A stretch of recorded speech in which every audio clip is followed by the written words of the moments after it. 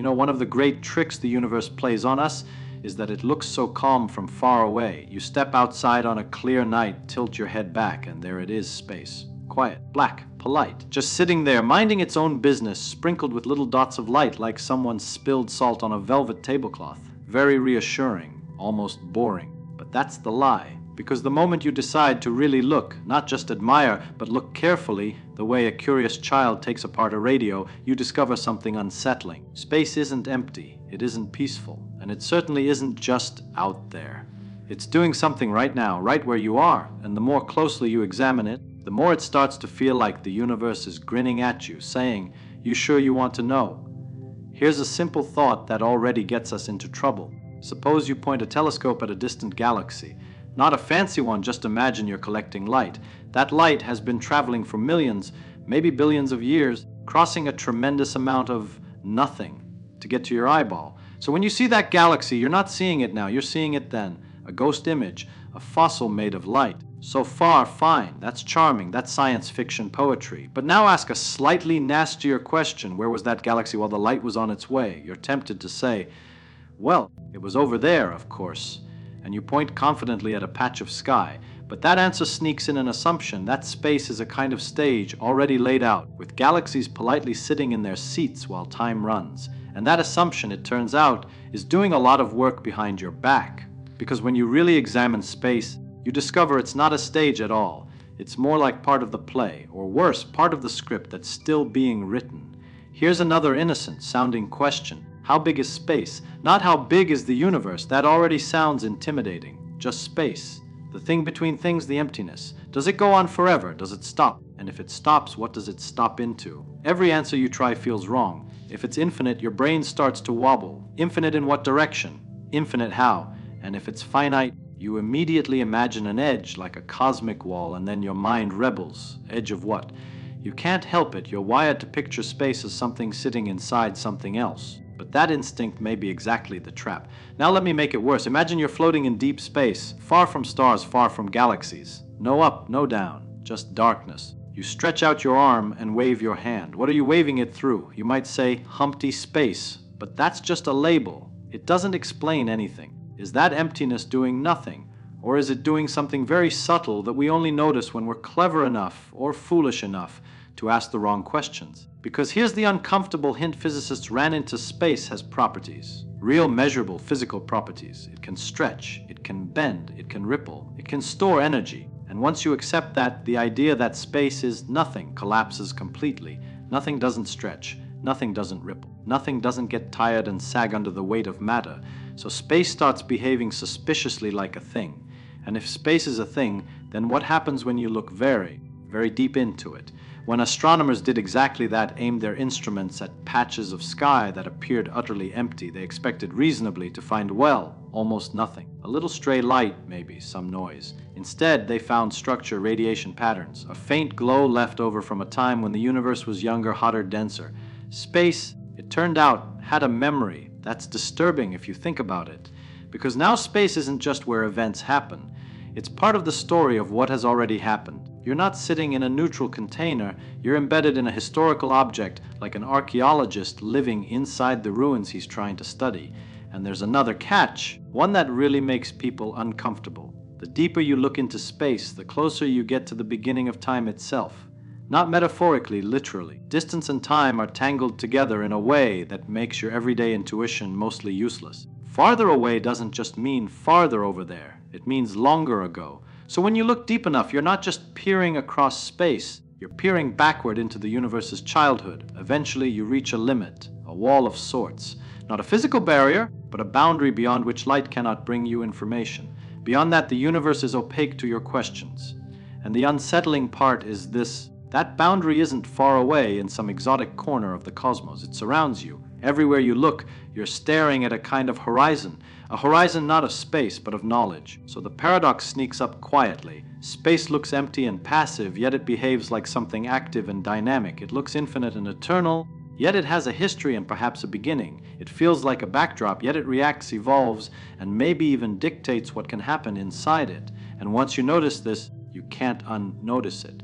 You start to wonder whether space is something we're in or something we're made of.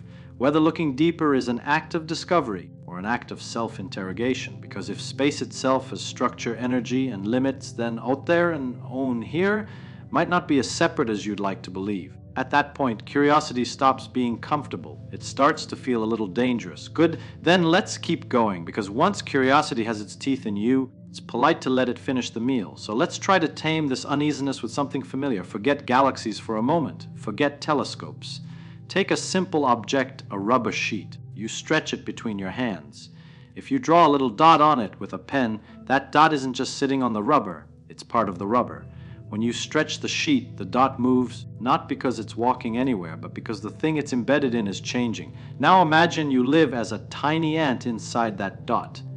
You don't see the hand stretching the sheet. You don't see the room. All you notice is that everything else seems to be drifting away from you. And if you're a very clever ant, you might invent a theory saying the other dots are flying away through space. But the deeper truth is sneakier. Space itself, the rubber sheet, is stretching. This is roughly the kind of trick the universe is playing on us. When we look out and see distant galaxies receding, we're tempted to imagine them zooming through space like shrapnel from a cosmic explosion.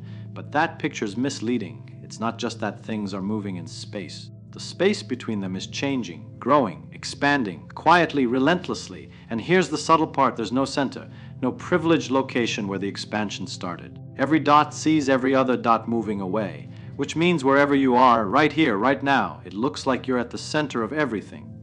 Not because you're special, but because that's how an expanding space behaves. That should already make you uneasy. The universe seems to be organized in a way that flatters you no matter where you stand. Now, let's push the analogy a little further. Suppose the rubber sheet isn't perfectly smooth. Suppose it has a stiffness, a resistance to stretching. Then stretching it takes energy. And if it has energy, then it's no longer just a passive stage. It's a physical object with dynamics of its own. That's the key realization that caused a lot of head scratching.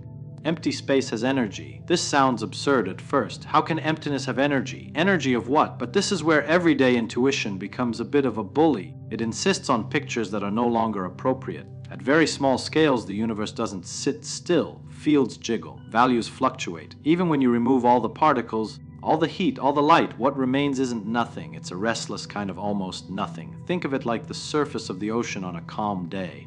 From far away, it looks flat and motionless. But if you zoom in, there are ripples, vibrations, little dances of water molecules bumping and nudging one another. The calmness was an illusion created by distance. Space is like that, but stranger, because it's not water in something, it's the thing itself that's rippling. Now, here's a curious experiment you can do entirely in your head. Imagine two mirrors facing each other in perfect vacuum. No air, no light, nothing inside. You might expect nothing interesting to happen.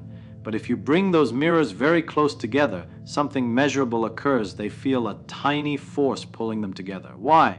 Because the empty space between them is different from the empty space outside them. Certain fluctuations are allowed in one region and not the other. Emptiness, it turns out, can be rearranged, and it pushes back when you do. Once you accept that you're forced to confront an odd conclusion, space has structure even when it looks empty.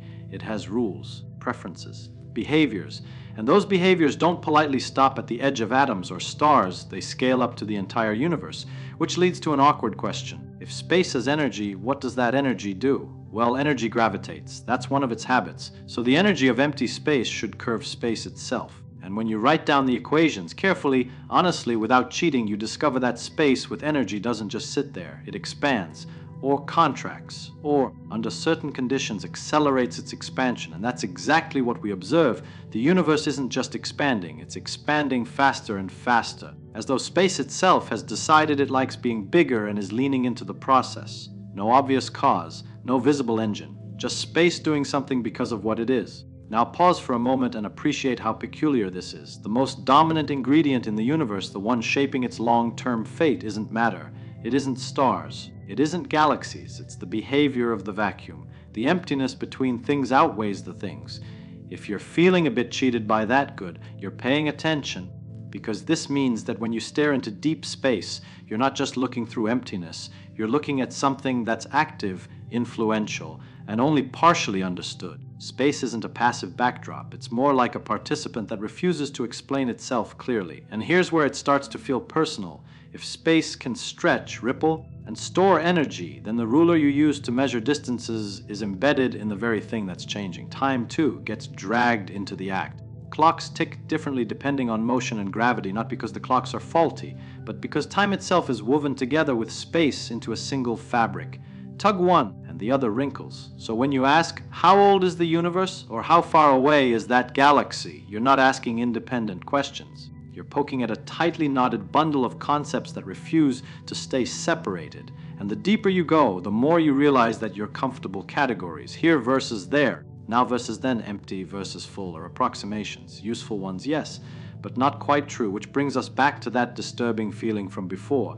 If space has energy, structure, and dynamics, if distance is tangled with time, and if the vacuum itself dominates the universe's behavior, then what exactly are you embedded in? Not a void, not a container, something much more subtle and much harder to visualize. At this point, curiosity usually takes a sharp turn. You stop asking, what is space doing?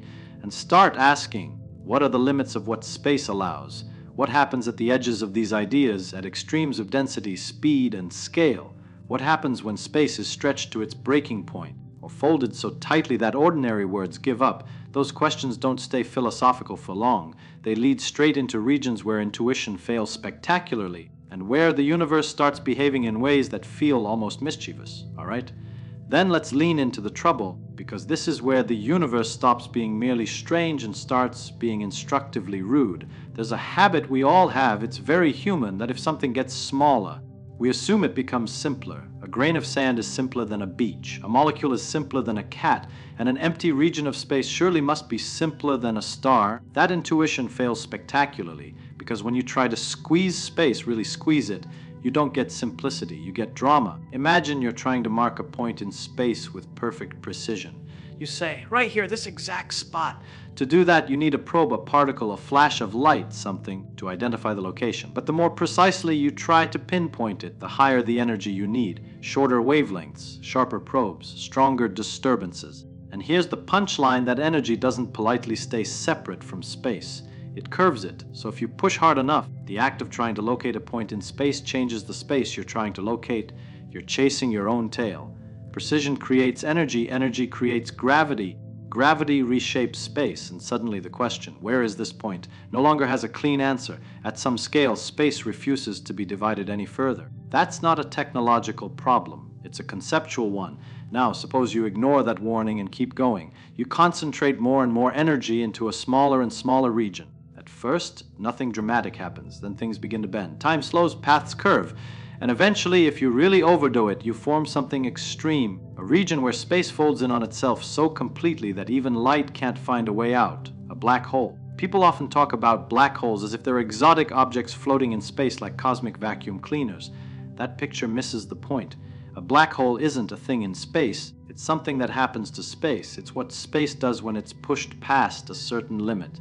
And the truly unsettling part isn't the darkness or the swallowing of stars. It's the horizon. From the outside, the black hole has a surface, not a physical one, but a boundary in space-time. Cross it, and the idea of later stops pointing outward. All possible futures lead inward.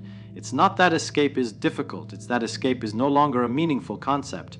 That should make you pause, because earlier we talked about horizons in the universe, limits to what we can see, boundaries imposed by the finite speed of light and the history of expansion. Black holes introduce a more intimate version of the same idea, a place where space and time rearrange themselves so thoroughly that your ordinary sense of cause and effect collapses. And now the universe is repeating itself at different scales, horizons in cosmology, horizons around black holes, boundaries where information seems to disappear, or at least become inaccessible. This repetition is rarely an accident in physics. It hints that space itself has rules about how information, energy, and geometry are allowed to coexist. Push those rules too hard, and space responds by hiding things behind horizons. Now here's the part that makes physicists uncomfortable in a very specific way. If something falls into a black hole, it seems to carry information with it, the detailed description of what it was.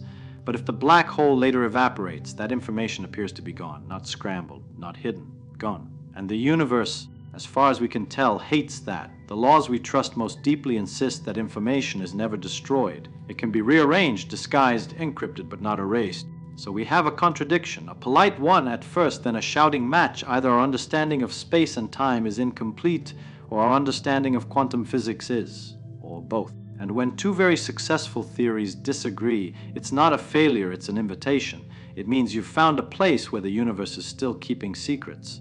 Now step back and notice what we've done. By looking deeper and deeper into space, by insisting on asking what happens at the smallest scales and the strongest curvatures, we've uncovered a pattern. Space resists being probed too finely. It forms horizons, it entangles time with geometry. It seems to count information in a peculiar way, as if reality itself has a bookkeeping system we don't fully understand. This leads to a strange suspicion. Maybe space isn't fundamental, maybe it's emergent. Think about temperature. Temperature feels fundamental, you feel hot or cold directly. But temperature isn't a basic ingredient of nature. It emerges from the collective motion of atoms. If you zoom in far enough, temperature disappears, replaced by positions and velocities. What if space is like that? What if the smooth, continuous expanse you experience is a large-scale approximation of something more microscopic, something that doesn't look spatial at all, something where distance, direction, and even location are derived concepts, not primitive ones?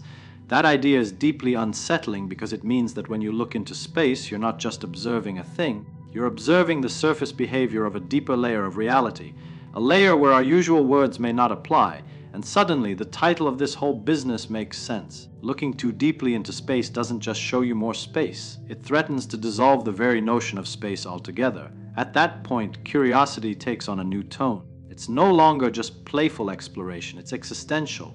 Because if space and time emerge from something deeper, then so do you, your position, your duration, your history. You're not merely in the universe. You're an expression of whatever that deeper structure is doing. If that thought feels slightly destabilizing, good. It should. It means you're brushing up against the edge of what our current ideas can handle, all right?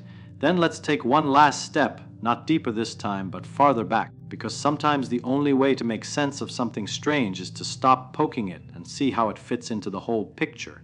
There's a temptation when ideas get this weird, to imagine that we're uncovering some dark secret of the universe, as though reality were a locked room and we've just found a key we weren't meant to use. But the universe isn't malicious, it's just honest. It answers questions precisely as asked, even when the answers make us uncomfortable. So let's ask a gentler question. What is it that we actually experience moment to moment? We experience events. Not space by itself, not time by itself. We experience things happening, a flash of light, a sound, a thought, a heartbeat. And when you examine those experiences carefully, you notice something curious. Space and time are the bookkeeping system we use to keep track of relationships between events. This happened before that. That happened over there instead of here. Space and time organize experience, but that doesn't automatically mean they're the ultimate ingredients of reality. They may be the language reality uses when talking to creatures like us. Think about a map. A map feels very real when you're navigating a city. Distances, directions, coordinates, it all matters, but the map isn't the city. And if you tried to understand the city by staring at the map too closely, you'd start asking ridiculous questions. What color is the street? Really the ink or the paper?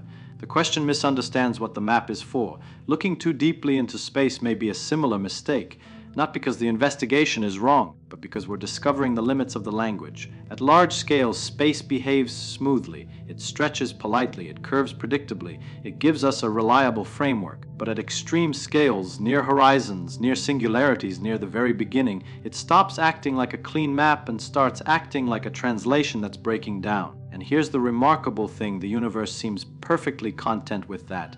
It doesn't rush to give us a tidy picture. It doesn't collapse into paradox out of spite.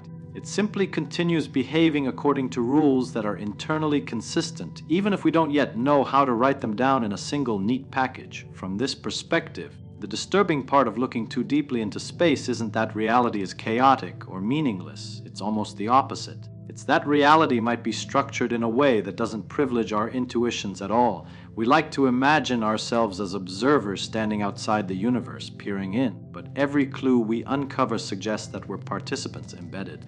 Entangled, the act of observation isn't passive, it's part of the story. You can't remove the observer cleanly without removing the phenomena they're trying to observe. That's not mystical. It's practical. Even the idea of now turns slippery under scrutiny. There's no universal present moment shared by the entire cosmos. What's happening right now for you depends on motion, gravity, and perspective. The universe doesn't keep a single master clock. It keeps local rhythms stitched together by relationships. So when you ask, What is the universe doing now? You're asking a question with many equally valid answers. Time, like space, turns out to be less absolute than it feels. And yet, despite all this slipperiness, something remarkable remains true. The universe is intelligible, not fully, not finally, but enough that a curious creature, evolved on a small planet around an unremarkable star, can uncover its deep patterns using thought, experiment, and imagination.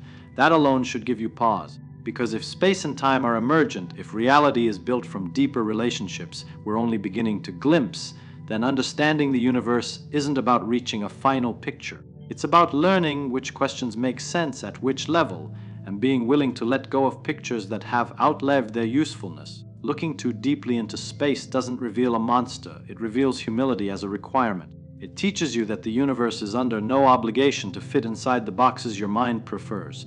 And at the same time, it shows you that your mind, armed with curiosity and patience, is capable of reaching far beyond what evolution strictly needed. In that sense, the most unsettling discovery isn't that space stretches, or that time bends, or that emptiness seethes with activity. It's that reality is subtle, and we are subtle enough to notice. You're not standing on a rigid stage watching a distant drama unfold. You're part of a dynamic process, temporarily aware of itself, asking questions that echo across billions of years of cosmic history. The atoms in your body were forged in stars. The space between those atoms is governed by the same rules shaping galaxies. The distinction between out there and hun here turns out to be thinner than it feels. And once you see that, the night sky never looks quite the same, not because it's frightening, but because it's intimate. The universe isn't hiding something from you. It's inviting you to keep asking better questions.